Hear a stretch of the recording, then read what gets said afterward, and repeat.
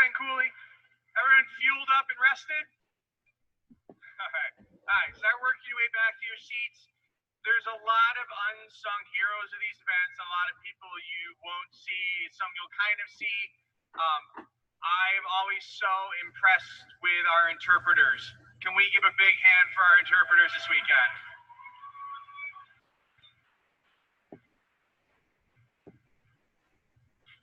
Awesome, thank you guys. All right, so the next speaker is their family are special friends of our family. Okay, when I first started getting involved in Young Living with my wife, we were at an event in Atlanta, and didn't really know anyone, but I had met her husband at a men's event at one of the essentially equipped advances. I met him really briefly, and so we were talking, and he had made this horrible comment to me that people come to regret when they say it is, if you ever come through the area, give us a call, you can come stay with us. Because, like, we will take you up on that. And we have all over the place. And so we're at this thing, and Bronson is like, hey, man, good to see you. And I was like, hey, actually, I think I called him afterwards, right? So we're going home. I have my family there. I think we only had, like, 3 kids at the time. And I called him. I was like, hey, man, we're going to change our plans. We're going to come up through Knoxville. Can we come stay with you guys? He was like, absolutely. I was like, you sure? There's like 5 of us. He's like, yeah, it's fine. We have a basement. It's going to be great. So then I find out, like, and it went great. It was fun. It was great. I hadn't met Aaron yet. My wife hadn't met Aaron. Apparently, Bronson tells Aaron, he's like, hey, Bear and Hannah Tallow are coming to stay with us with their kids. And Aaron's like, who? He's like, Bear and Hannah and their kids. She's like, how many kids? Like, 3. She's like, seriously? Yep. So now every time we come through Knoxville, we get to go stay with them. So big hand for our good friend, Aaron Rodgers.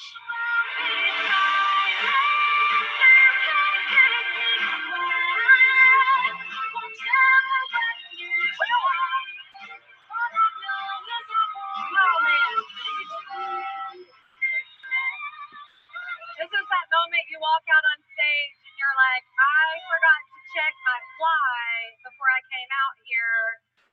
And there are people here staring at me.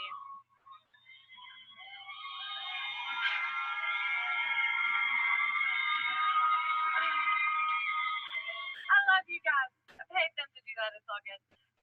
$10 on each of your accounts. I am so pumped to be here.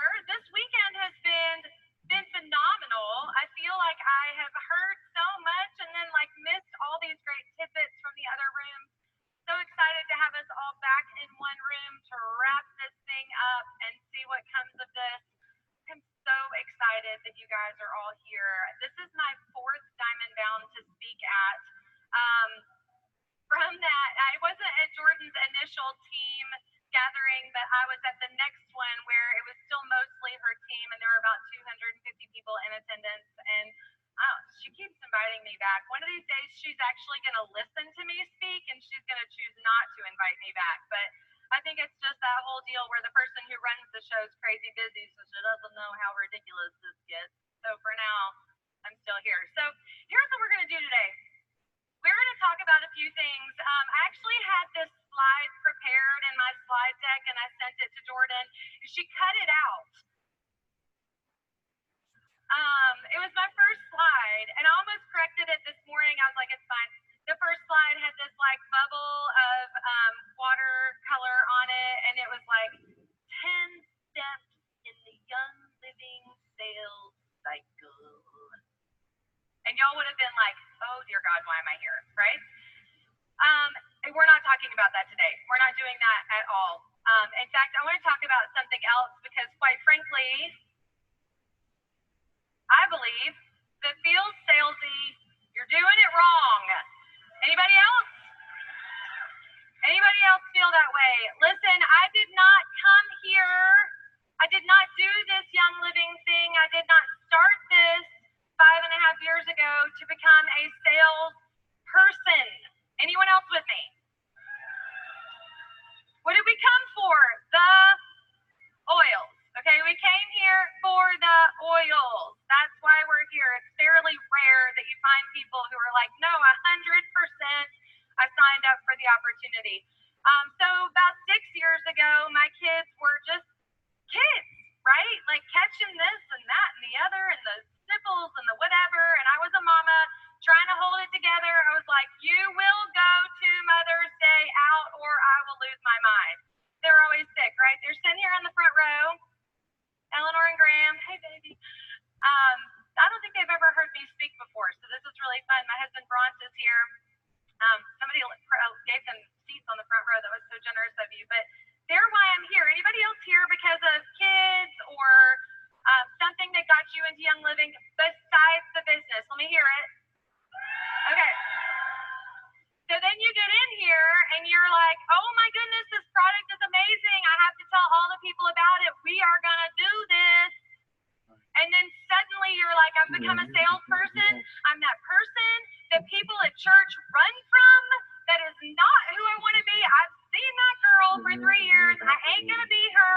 Suddenly I feel like all the advice that I'm getting is just channeling me into being that person. Anybody else afraid of being that person? Listen, there are a handful of things that we do inadvertently that make this salesy. These are some of those pain points for you. I'm going to break these down a little bit for you guys today. I'm a huge fan of action. Are y'all okay with that? Listen, there are other people, one in particular who's going to follow me up. If you need a little feel good, she's got your feel good. I'm not here for that, okay? These are action points. I have a red personality. I do like to get stuff done. We're going to do that today. We're going to unpack these 4 things. Y'all down with that? We're going to talk about being authentic and what that actually means, what that actually looks like. What does that need to be? What is the rub of being authentic? And what are we doing that is making us come off as inauthentic and therefore salesy? We're going to talk about this shotgun approach we have where we treat everyone the same and it feels salesy. We're going to talk about social media just for a minute because listen, I love social media. It's a wonderful tool.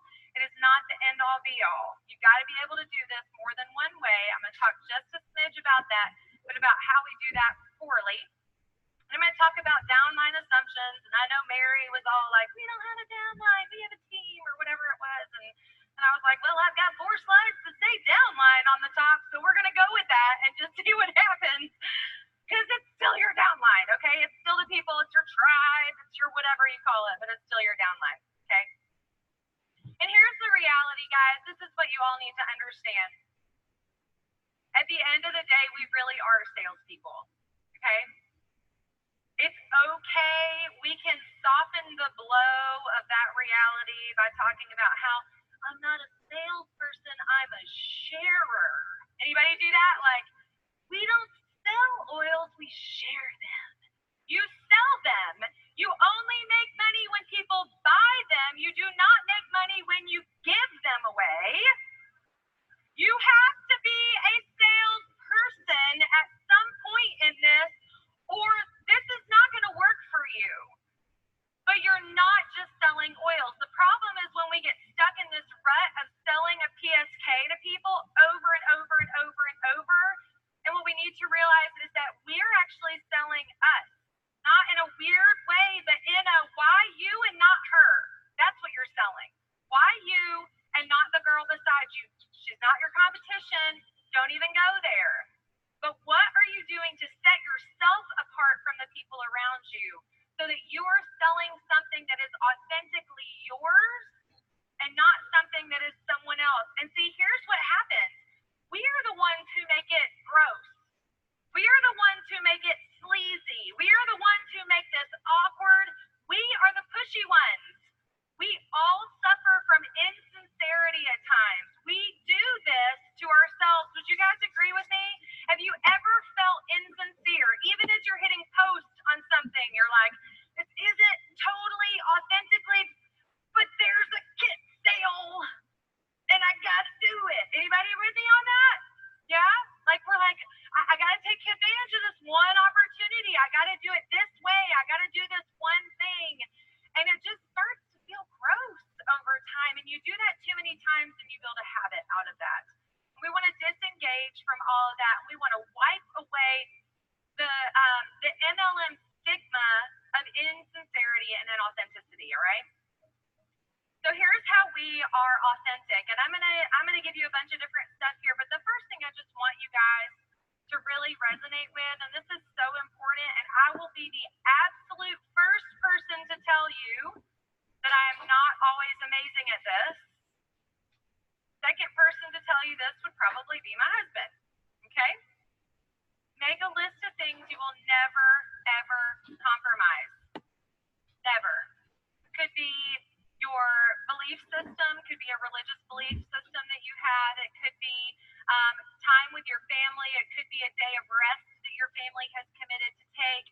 It could be a whole number of things that you have chosen as your value system that you are not going to compromise.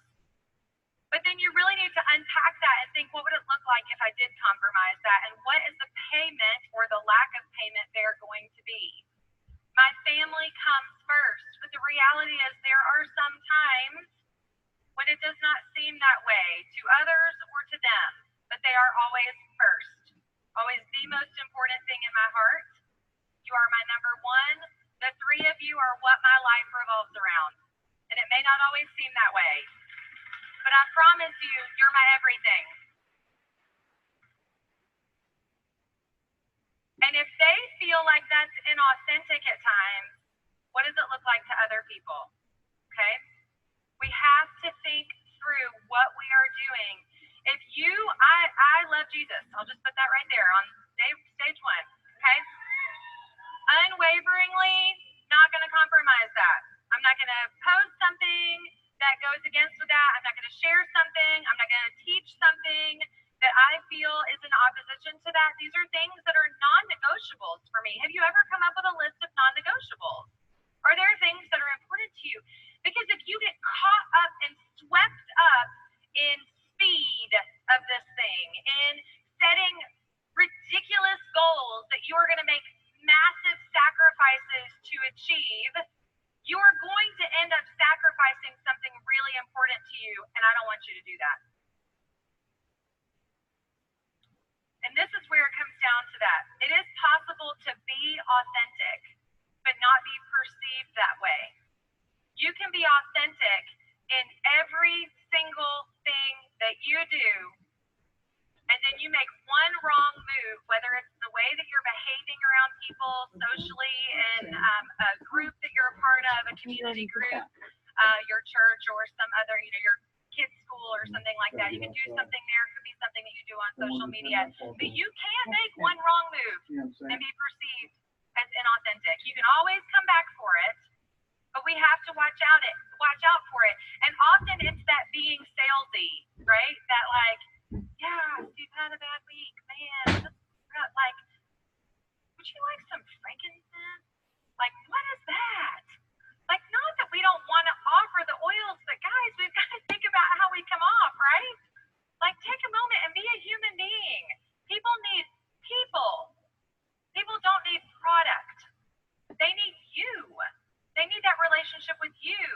They need the conversation with you. I'm not saying they don't need our oils. Of course they need our oils. They need our supplements. They need the products that we have to offer. But at the end of the day, we are trying to solve people's problems with product instead of solving them with relationship. And that is where we are going wrong. And it's making us feel sleazy about it. And they feel the same thing. And inside we go, that is not how I wanted this to go. That is not how I wanted that conversation to end. I had more space in there where I could have given of myself. And dang it, I said something about product. I invited her to a class in that moment. There's a place for that. There's a place for that. But we have to stop inserting product when people truly need us. That just makes us salespeople. All right, let's reflect on something real quick. This is really important because there is something on this list that you desire to be greater. All right, it might be your social media following or your area of influence. I just wish, like right now, I have this. I wish it was this. It could be how big your team is. We are just like killing it right now. We have 45 people on my team, but man, this other girl started the same time I did, and she has 450, and I don't understand how she has 10 times more people than I do.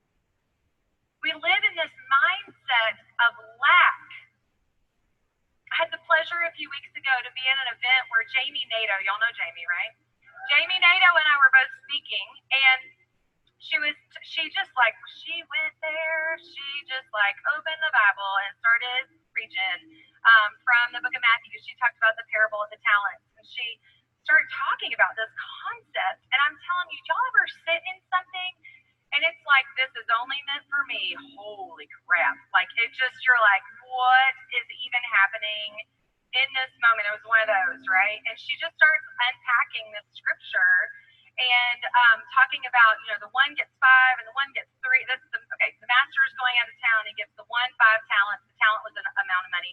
5 talents. The one 3 talents. And he gives the other one 1 talent. Actually, it might have been 5, 2, and 1. It's all good. Whatever. Same concept. And the guy with 5 goes out and doubles it. The guy with 3 goes out and doubles it. The guy with 1 gets so afraid of the master, he digs a hole and buries it so that when the master comes back, he can just hand him the 1 back. Meanwhile, 3 has doubled it, 5 has doubled it. Y'all with me on this?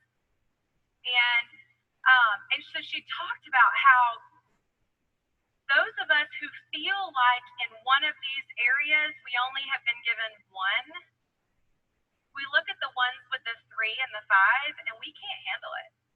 We're like, I don't understand. I don't understand why she gets 3 and she gets 5. She has 7,000 Instagram followers. I mean, good for her, right? We're like, that must be real nice for you. I'm just over here like being a real person and all, but whatever. And we do this whole thing, right? We're like, my team, listen, I'm an executive leader who like knows my team. Like, she's a gold. She acts like she knows her people. I really know my people. My size, I mean, I want to be that big, don't get me wrong, I don't want that many people, but I'm so good at what I'm doing. And we do these weird things where we compare and we question and we do all of that. And so here's what she said, and this, I was like, oh, and it wasn't for me about team size, hashtag Roll Crown Diamond, good to go, but it was about other things in my life where this is the question for you guys today. Do you want a team of 4,000? Anybody want a team of 4,000? But today you've got 40. How well are you taking care of your 40 today? I mean, really taking care of them. Like, really loving them well. Not just the sharers, but every one of them. The one who hasn't ordered in 9 months. How well are you taking care of her? Oh, she's long gone. Oh, really? Is she still a human being who had need when she bought her kit? How well are you taking care of her? Does she not count in your life anymore? Does she not get credit? Is she not like of value because she hasn't ordered in your organization in 9 months? Hello? Anyone feeling that? Anybody said that lately about someone? I won't make you raise your hand, but I just want you to sit in that for a second. How well are you taking care of your 40 if you would like to have a team of 4,000? Even the biggest influencers on Instagram started with a following of 14 people who they loved well and they communicated with and they talked to and they messaged and they had a relationship with and they knew their story and they were just authentic with what they were going through and they just shared from the heart. They did all of the things, and that 14 grew to 25. Then those 25 might have shared her following with a few people, and that grew to 40. And then it got to 100. And then there were some zeros that got tacked on the end of that. Do you think that happens overnight? No, not even close. But we sit there and we watch those people who have done that, and we are frustrated. Anyone frustrated about any of this lately? Are you willing to admit it? Are you willing to admit it? We get frustrated with that. We get frustrated when we see someone who is super talented at something, phenomenal photographer, phenomenal mother. Gosh, anyone like, for all the like really great moms on Instagram, and you're like just over here trying to like, I don't even know how to get to Pinterest. Like, I'm not even sure what's happening. Y'all, legit, can I just tell you, my husband does the school projects with my kids, okay? I don't even try. Although I will say, he lets the children help him with their projects. Y'all get the difference, right? But they're Pinterest worthy. They're amazing, okay? They're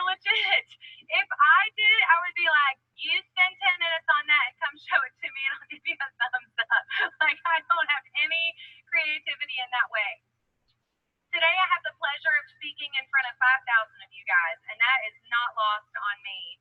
But I did not start here. I started in much smaller rooms. Let me tell you a little story about that too.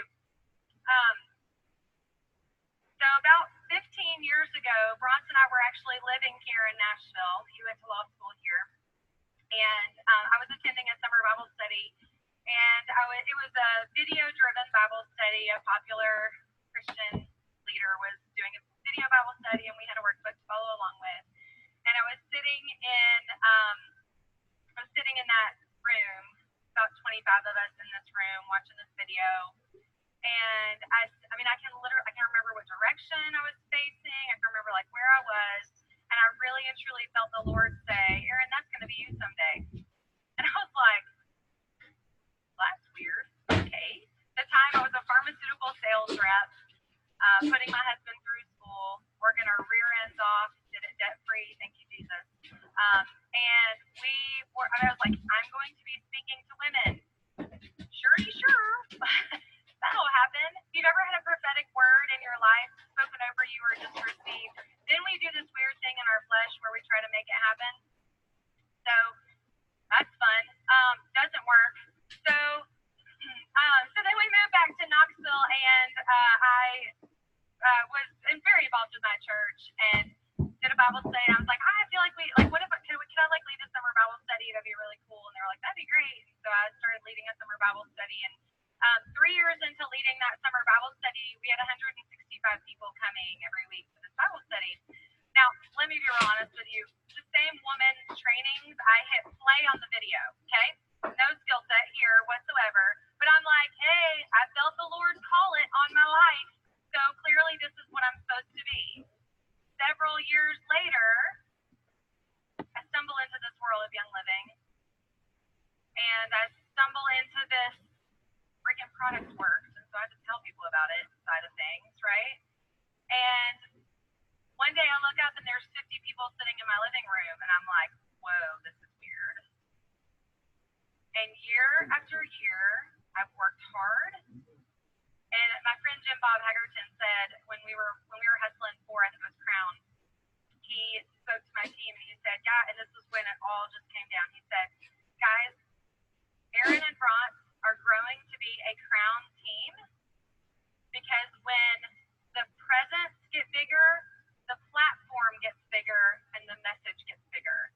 And for me, this is always going to be about directing people to the Lord first and foremost. And listen, I look at myself now and see this, and all I see is the glory of the Lord displayed, and the way that He has allowed so many of us with similar giftings and talents and completely different personalities and skill sets to be able to do things like this. And what I want you to hear me tell you is, if you watch someone do something big and you're like, I want to do that someday, or I feel like that's on my calling to be there and do that someday, remember that it starts this small, okay? It's tiny, it's fractional, and if you are not careful, you're going to overlook it, and you may already be doing those first steps of whatever it is. And you're going to get so defeated and distraught with yourself if you are not paying attention that you're not going to see that little become the big, because you're going to walk away before you give it the chance to happen. Do not do that to yourself. Do not get so stuck in only having a team of 40 people while you watch somebody else do all of the other things, that you don't ever have the chance to get bigger than that. Let me tell you a story about can openers. Do you like that segue? It's like, they teach that. Okay. We're just move on. Can openers. So I have a friend with another network marketing company. She sells can openers. Got me on that one? Okay. So I've been on her email list for about 15 years now, I think. And it's just they have like a corporate email that goes out monthly. Y'all familiar with the concept? It's just got her name on it, but I'm like, girlfriend probably hasn't looked at that list of subscribers to this email in years. I have this weird thing in the back of my head where I'm like, I might actually one day need a can opener, especially a fancy one apparently. So I'm going to keep getting the email and not like stop it or like move it out of my inbox. And so it just keeps rolling right into my inbox month after month, sometimes week week after week. I don't even know. And so I keep getting her email. Her name stays right there. I know what she does. I get what she's all about. All of that is present in front of me. And so here's the thing about that. When it comes time for me to buy that fancy can opener, where do you think I'm going to go buy that fancy can opener? From the person who's been consistent and showed up in my inbox for so long, right? If I bought that fancy can opener, I'm a completely normal human being. I do not really follow her a ton on social media. I've gotten this. I do a little bit, but not a lot. I don't really have a glimpse of what her life with selling can openers looks like. I'm not really sure if she has like a team of 40 can opener salespeople or if she has a team of 4,000 can opener salespeople. I'm not really sure. I don't care. The PS, your people don't care, okay?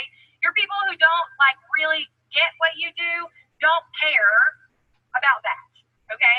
All they care about is that you're the consistent person selling can openers, okay?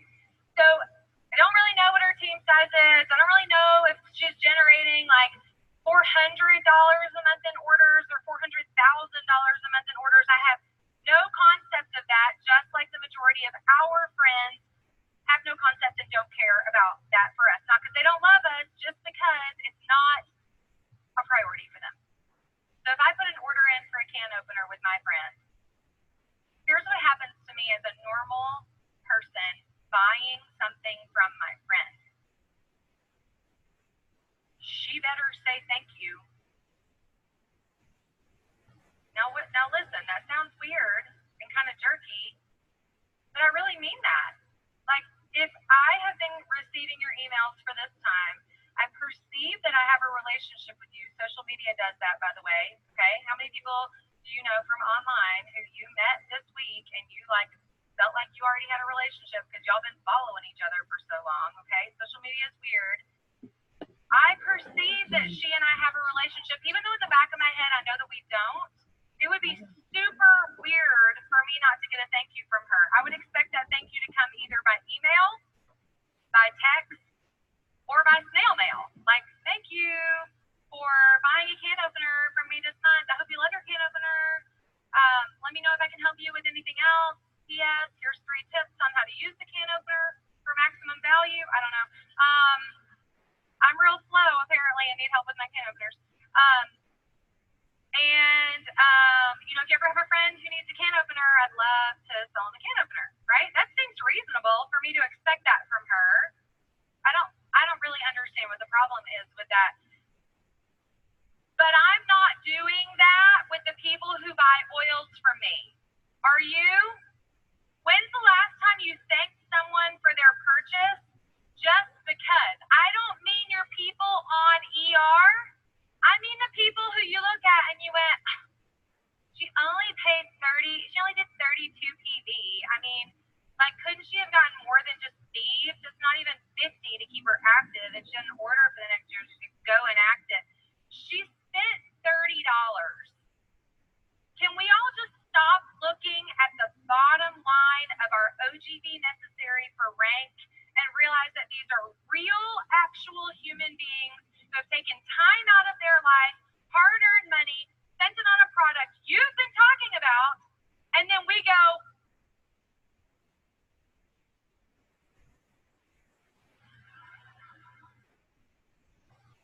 we don't acknowledge it.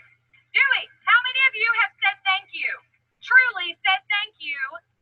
How many of you say thank you every month to the people who are ordering from you every month?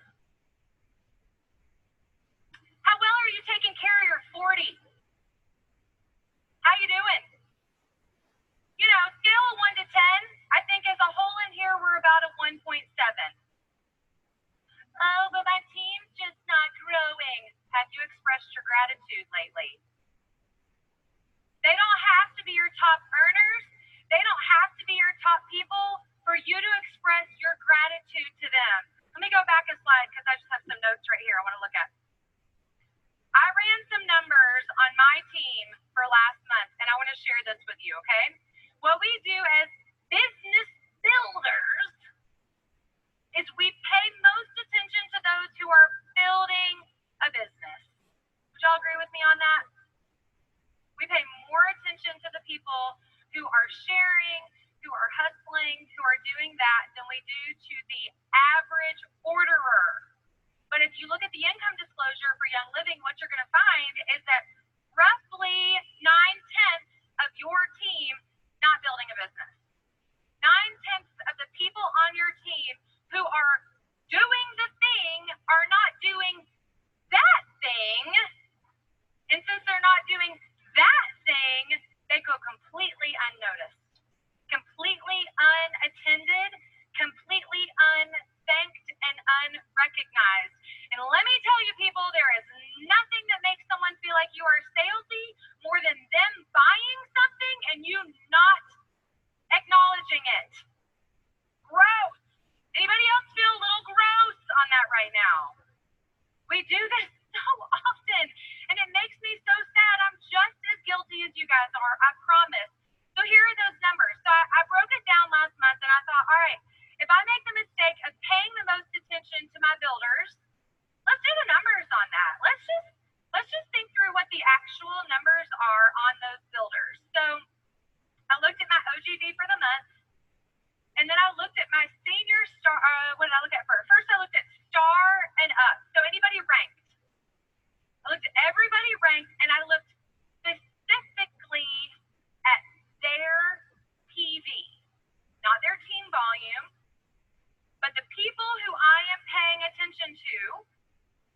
How much are they personally spending? Y'all with me?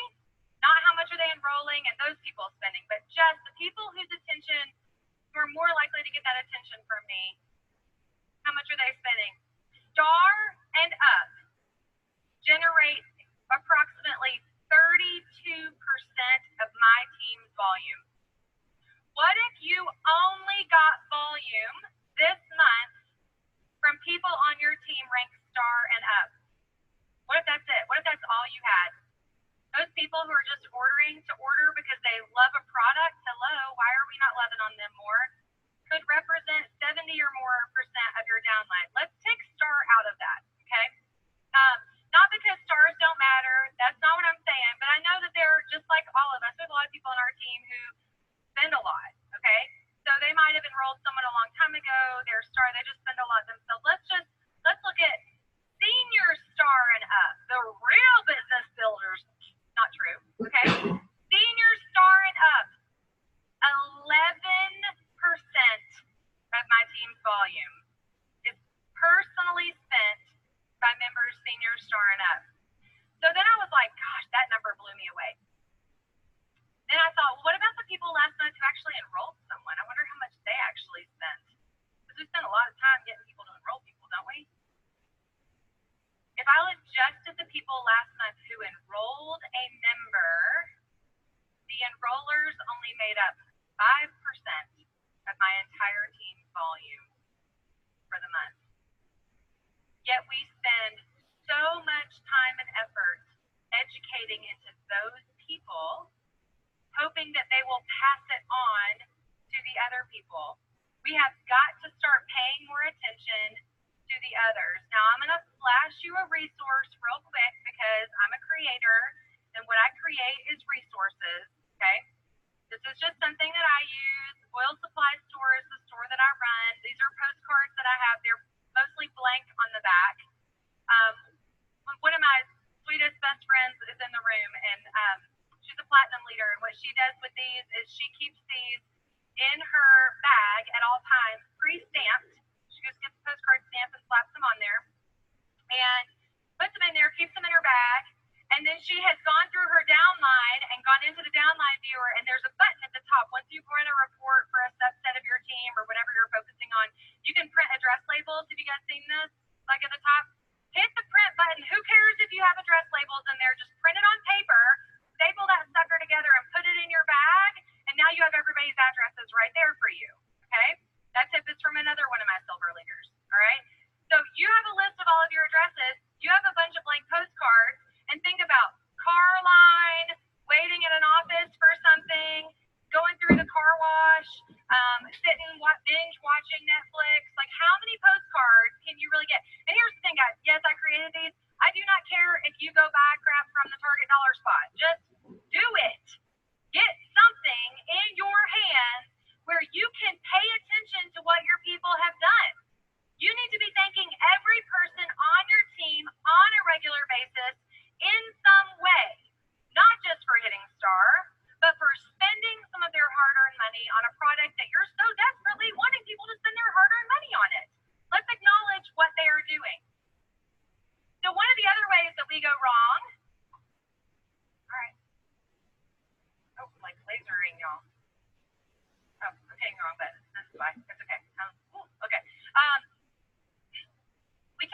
shotgun approach to people instead of treating people one by one. We have got to start looking at our members, at our prospects, at our builders, at our people as individual, unique people with individual, unique products. Instead, what we've gotten in a habit of doing is using the PSK as a shotgun. And we're like, everybody needs a PSK. Get it, get it, get it, get it, get it, get it, get it. All your needs, everything, get it, oils, you got it. This is going to be the best way. Everybody PSK. I am a secret huge fan of the basic kit. Anybody familiar with the basic kit? Basic kit is a customizable way for your member, your prospects to get into Young Living. I just call it the Costco card of MLM. No, not really that, but I do tell them it's $45 to get in. It's kind of like getting a Costco card. That allows you to come in the door and shop for anything you want with a wholesale discount. It's no big deal. Hey, and so then that way we can get you your Sulfurzyme and we can get you your Super B and we can add on that Endoflex that you've been wanting. We're just going to start you with those 3 products and get you out the door. So here's how you do that. Boom. It's not like, does that sound good to you? Like, just tell them what you're, like, this is what we need to do, okay? But don't shotgun everybody into the PSK. Our friends and family are not one size fit all. One other thing about this shotgun method that's so hilarious to me, I was like, when have I felt like I was being treated that way? What's the last time? And I was like, oh, I remember. I was on Instagram and got a message from someone. How many of you have ever received like a copy-paste message out of the blue on Facebook or Instagram from someone where they're, you would be a great part of my team. Have you ever considered this network marketing? Because I think you've got the following for it. Anybody ever gotten one of these weird things or like all that? So I got one. I got one a few days, close to a few weeks ago, and the whole thing was like, hey, we've been following your feed. We think you're like totally our market audience. So we'd love to send you 3 string bikinis.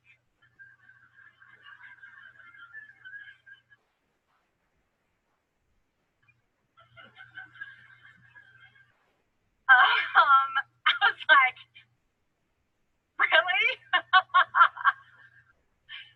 Are you sure? No, I didn't say anything. I deleted it. Because that's what we do, right? We laugh about it a lot. And then we're like, do you know me but at all? Pay attention to your people and quit treating them like one size fits all. What in the holy is happening, right? We got to pay attention. We need to get to know them for who they are as individuals. What's actually going on before you send a note in the mail to them or before you send a text to them, whether it's to thank them for a purchase or just to be a kind human being. Before you do that, if you've not been in touch, do a quick scroll of their Facebook. I mean, they could be in the middle of some really thick stuff and be talking about it, and you're all like, hey, friend, how's the summer? And they're like, well, I mean, like, really bad. Like, we just foreclosed on our house, and we're, like, having to move here, and my husband got transferred, and my kid got kicked out of school, and you're like, oh, okay. Like, we put our foot in our mouth trying to be friendly all the time because we're not paying attention to what other people are doing. Salesy. So salesy. Correct. Don't do it. Don't ask stupid questions. Don't ask people to be your bikini model. You know, don't do that. Quit batching your content. I had a really wonderful conversation several months ago with one of my silvers who's here in the room, and we were sitting down, a silver and exec, and we were sitting at a table, and they were like, we're just really struggling. We're not getting people to show up for classes. We're not getting people to do this. We're not getting people to do that. And, you know, we're having a lot of trouble filling seats and getting people around. And I was like, well, tell me what you're doing. And they were like, we send out so many messages about Project Broadcast. How many of you guys use Project Broadcast? Freaking love Project Broadcast. Okay? If you're using it well. She was like, you know, we're sending all these messages with Project Broadcast, you know, and all this and blah, blah, blah, blah, and whatever. And she was like, but it's just people aren't showing up for anything. And I was like, oh, well, what's your response rate, right?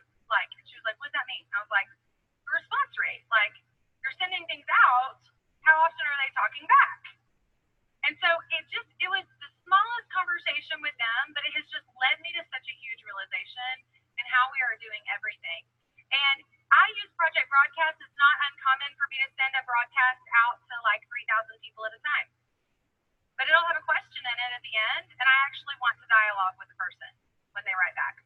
And so I might send them a little bit of information. Maybe it's like the holiday catalog that drops tomorrow. Y'all know that's coming? Yes. Don't get distracted now. Hold up. We don't know what it is yet. Just chill. I mean, I do, but you don't. Anyway, so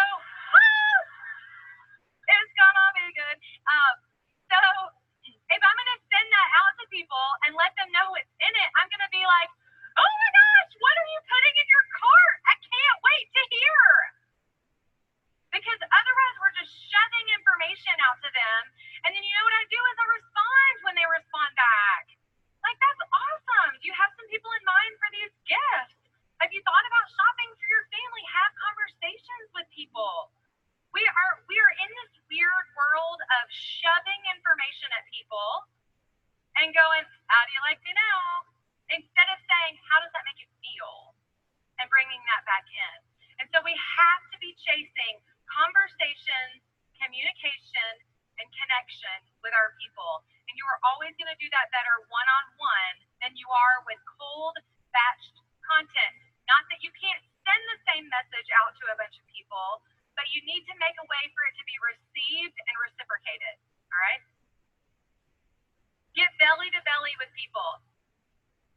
Spend time with them. Be in their presence. Open your home. Don't give me the excuse that your living room is a mess. I don't even want to hear it. When I first started doing classes at my house, you know how you have weird things about your house you don't even think about, and then you look back later and you're like, that was weird. When I first got started teaching classes at my house, I still do, but when I was doing it at the very beginning, we had this couch in our den that was old. It was bonded leather. Okay, we thought it was real. It was not real. We should have known that by the price tag. But anyway, it was bonded leather, and bonded leather does this really funny thing where it's awesome for a really long time, and then one day it's like, I'm done, and it like cracks and peels. Go with me on this? Like, it's bizarre. It's like this strange. It's like one day it just stops being bonded. It just unbonds itself. And so my friend Jen still gives me grief and is like, I remember the first time I came to your house, and I remember sitting on your couch and like not even realizing it and having looked down and realized I just peeled a whole part of your couch off. Like, well, it's fine. It's fine. What? Don't give me your excuses about your house. You're a real person. People expect a real person when they come to your house. They don't want to see perfection on social media. They don't want to see perfection in your house either. It's okay. Be a real person, and don't be afraid to have people over to your home. All right, but what about social media? If we're honest, we're less salesy with people face-to-face than we are on social media. Would you agree? Social media is the weirdest, salesiest, awkwardest, strangest, most bizarre environment. If you have a problem being weird on social media, just get face-to-face with people and stop with the social media, okay? But if you're going to deal with social media, you need to be aware of a few things. First thing, we watch people on social media and we get really judgy, but the judgy really comes from jealous. Okay, we see their following, we see the responses that they're getting, we count likes and comments and all the other things. We see all of these things happening, and we get really judgy in that. It goes back to that whole sense of lack, where we see their 4,000 against our 40 and feel like we are inferior in some way. And what happens as a result is we want to make what they have happen so fast for ourselves that we think being salesy is how you get there, and it's not. We get hurried and we get gross in our behavior. We also try to do what other people are doing, and we end up replicating content. We copy what they have. We lack creativity and personalization. So what I want you guys to remember to do is look to other people for inspiration in what you should be doing, but don't just duplicate what you're seeing. Don't do it. Don't just copy what other people are doing. Make it your own. Social media is a long game. Social media is not something that happens overnight. It rewards people with a really long attention span. Building a social media following is not something that you're going to do this week. It's something that you're going to do over the course of the next 5 years.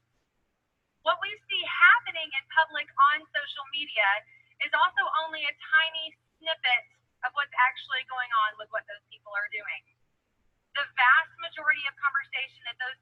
media giants are having is happening one-on-one. Very few people put something out on social media and immediately start enrolling tons of people. We write that narrative. We assume that they do. We are so caught in comparison for what others have going on that we tell ourselves the story that because they're more this or more that or better at this or better at that, that they must just write that post and have like 8 enrollments come in that day. And that's just not how it happens. 99% of the enrolling in social media actually happens in the private messages. And if you were to talk to these people who you think are phenomenal on social media, what you're going to find is that they spend way more time one-on-one messaging than you do, for one. And I don't mean like total, just because there's more people. I mean, they know how to do it. They're developing relationships and communications and not just dropping enrollment links into people's boxes. We have got to learn how to play that long game. Let me give you an example of this. Did y'all see this post I put up last week? Okay, this post was a picture I took at Target of this section in the girls department that had all this stuff on it, okay? All this fast body stuff. 100% toxic, disgusting, nasty. They're freaking marketing our daughters, and I am done with it, okay? And I just wrote a post, and I was like, not happening. Not happening. I know better than this. I want better than this. I've said it 100 times, and I'll say it again. I plan to be a grandmother someday. I'm going to do everything I have to do to protect their fertility, okay? This crap is not coming in my house. It's not coming. So I wrote a post kind of like that, and you can see, because I listed it out, what happened. In 24 hours, there were 746 Facebook shares, 59 Facebook comments, 367 Facebook likes, 1,703 Instagram likes. If I look at that post today, which I just checked it about an hour ago, these numbers are roughly double now, about a week later, okay? So what happens is, okay, a lot of people shared it. A lot of people straight up copied and pasted as their own content. That's what happens, okay? Let me write this post about stuff that I don't know. Like, some of them didn't even have daughters, so I was like, okay, whatever. People do things. But here's what happens behind the scenes. We have been conditioned to follow the numbers on this screen. How many likes, how many shares, how many comments, how many follows, how much is happening here, what's going on here. The reality of it is that clicks don't count. They don't count at all. Likes don't count. Stuff doesn't mean anything. Number one, it's meaningless. In terms of your own identity, we've got to quit chasing this crap. We're conditioning ourselves to think that this holds value, and it holds zero value. It also means that we're conditioning our children to think that this stuff holds value, and we got to stop that garbage right now. All right? But people think clicks count because they assume that I must have enrolled a ton of people for, oh, she talked about this, she whatever. The reality of this is not much. I have held probably 200-ish private message conversations with people since then. Probably a lot of you were part of that. Lots of Oilers came out of the woodwork to ask me questions. But also a lot of people who would not identify with Young Living at all. And so I'm having conversations. Do you know how big my prospect list just got? Really long. Really, really long. Do you know how many people I've enrolled since putting this post up? 0. Some of you would have enrolled 20, and you're like, she's terrible at this. Okay, but still, I'm just saying, it was really busy looking forward to this week, and like I just couldn't. Okay, but see, what mattered to me was not that this brought about a $50 boost in my monthly check or kit sale, $50, I'm rich. That's not what happens in my mind. I'm after the long haul because I want the people who are going to ask such good questions that when they come in, they are all in. They get it. They're on board with what we're doing. They're 100%. They're like, Erin, yes. Like, you think I should get this? Let's do it. Tell me why. I'm on board. I think 10 of my friends need it. Let's go. Like, these are the people that I'm after. Not because I only care about people who are going to share, but because I'm after people who are going to be quality consumers who understand our product. Not just this $50 check business. We have got to stops that. So here's what I want you to think about. When it comes to social media, what are you posting about? What are you actually posting about? This is the same as true if you're, I'm going to start a blog. I want to start an Instagram page. I'm going to make a Facebook page. Oils attract oils. Newsflash, those are not your customers. Your customers are not oilers. Your customers are non-oilers. If all you ever talk about is oils and hashtag oils and do all the oil things, all you are attracting to yourself is oilers. Okay? Health. Health attracts people who are interested in health. Talking about the nitty-gritty of life, the struggles, that will attract people who want to talk about the nitty-gritty life, the struggles that they're going through. Talking about growth, personal growth, the ways that you're becoming a better person and leaning into that, that is going to attract people who want that in their life or are already chasing it. If you spend your time complaining online, you can have all the complainers. I'm good. I've got enough. Okay? But what you do and what you talk about will draw that in. If all you're talking about is oils, all you're going to bring is oils. And that's not new people. It's people. I have 14-ish thousand Instagram followers. I'm fairly confident 13,982 of them are you guys. There are like 17 people out there who are like, who's she? Right? Like everybody else. So like I speak at an event like this and watch my count go up and I'm like, yay, prospects. Right? Like and that's fine. I love it. And honestly, I just talk to y'all a lot anyway, so it's fine. But you've got to know who your people are and who is actually following you, who's engaging with you. Here's what I want you to ask yourself in that. Look over your last 10 enrollments. This is something for you to do when you get home, like legit stars, circle, asterisk, arrows, whatever you need to do. This is something for you to do when you get home. Make a list of your last 10 enrollments. You can go back 20 if you'd like to, but just make a note. How did you enroll them? Was it in person? Was it online? Was it a referral? Was it a class? Was it a one-on-one? Make all these notes and see. Guys, you just made a list of what you're gifted at. Run in that place where you are already gifted. Well, the last 9 people I enrolled with me because we went to Starbucks and got a cup of coffee and just talked life for a while, and they knew I did oils, and so I brought a few for them to test, and they signed up on the spot. But I'm working real hard on my Instagram game. Like, what are you doing? Your people are they're drinking coffee over there. They're not talking about coffee on Instagram. Go there. Do what you're good at. Quit trying to be good at what she's good at and be good at what you're good at. Yes. All right. Okay. We live in a world of comparison where we just want to follow the person that we're following, and you may have enrolled online. So you may be thinking, I need to be enrolling people online. That may be the case for you. That might be like where your actual people are. But the reality could also be that you enrolled with someone that you followed online. I did. Enrolled with someone I had never met. She and I have met now twice. She is an awesome silver leader. I love her dearly, dearly, dearly. I'd never met her when I enrolled with her. Found her online. Okay? Happens all the time. That might be your situation. But then you may start enrolling people and find out, like I did, in large part, I enrolled online and in person. Tons of people from church. That big Bible study I led for years ended up being something where people trusted me and they were interested in hearing more about what it was that I was sharing about life. And if I look at my list, what I find for me is I find a good split of in-person and online. And so I do try to balance those two things, and I sometimes swing like a pendulum from one to the other.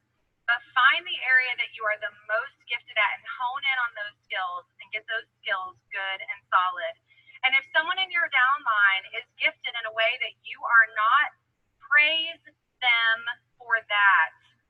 Don't try to mold them into you. Don't try to make them do the things that you are doing. Be grateful, because that's going to help to grow your business in areas that you can't touch. You may be an in-person belly-to-belly and that's your skill set, and you enroll someone who has a fantastic online following, they should host classes occasionally. It is good to meet with real people, okay? But do that.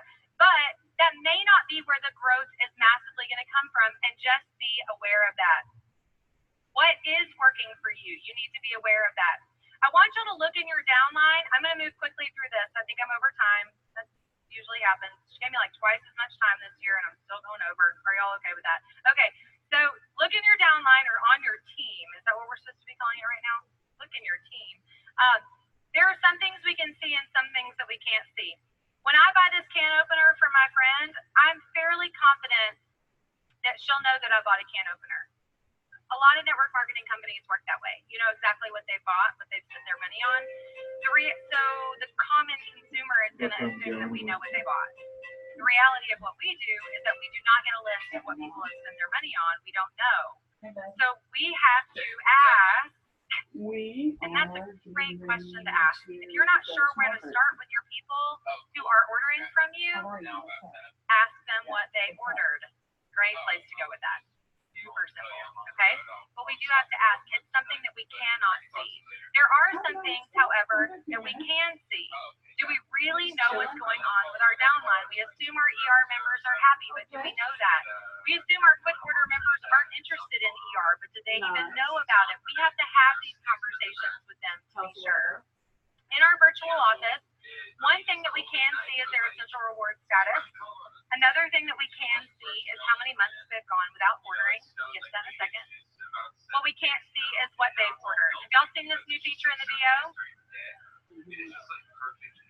Like, where has this been all of my life? Okay? This months without order column is legit. If you've not paid attention to it, I simply sort it by my personally enrolled and take a scroll down this from time to time, because I want to see how long it's been since people ordered. The dot means they either ordered last month or this month, but other than that, it's how many months since. If you hover over this number, it'll show you their last 12 months of ordering exactly, like 82 PV, 0, 0, 0, 0, 12 PV, 0, 0, 72 PV, 0, 0. Okay? Good stuff, guys. We can see this. If we can see that, you know what it's done for me is when I knew before that somebody hadn't ordered in a while, I'm creating stories about whether they are or are not interested in our product, whether they really do or do not want to hear about me. But when I hover over them and I realize that they've actually ordered 4 times in this year, I'm like, whoa, there is a conversation that needs to be had here. Like, not only does there already need to be a conversation, but I'm now armed with more information at a hover or click to grab it right there. We need to be using this feature.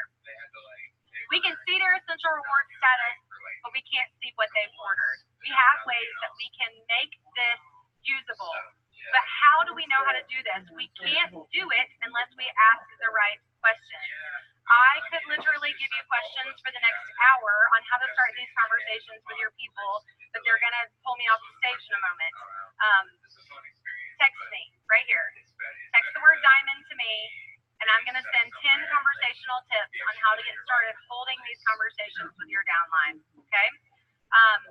This is information. It's on. This is through Project Broadcast. Full disclosure, I'm not individually texting every one of you when I send these out, but I will reply. Some. There are a lot of you.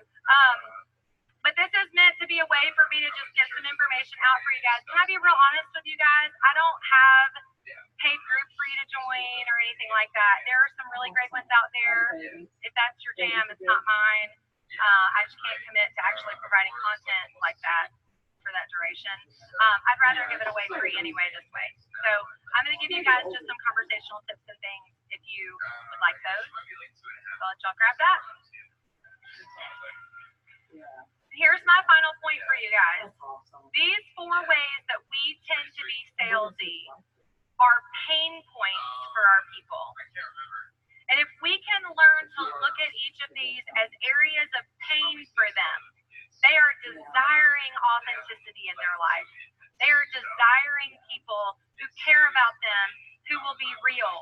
They need an individualized approach to their health and wellness, and every one of you has the skill set and the products to be able to offer that to them. On social media, we have the chance to influence people people, to encourage people, and to love them, not just on our news feeds, but in those private message feeds. And that is where the life truly happens.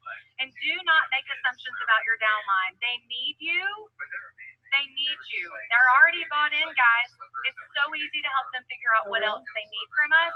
You just have to step in and step into that conversation and have that conversation and be authentic. Thank you, guys.